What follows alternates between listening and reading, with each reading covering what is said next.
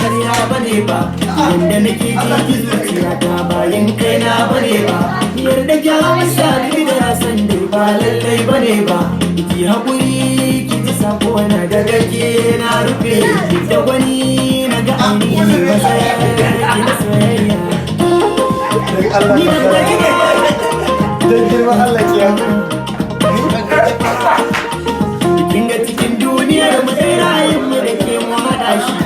Kana mu jure wasu mu jure sosai zai zama da shi. Mu dai mun gane cikin su wane san ba ganin shi. Ikin ganda za ta neman ki jiki ya daɗe ki nazari kan wadanda na ce na san babu jayayya.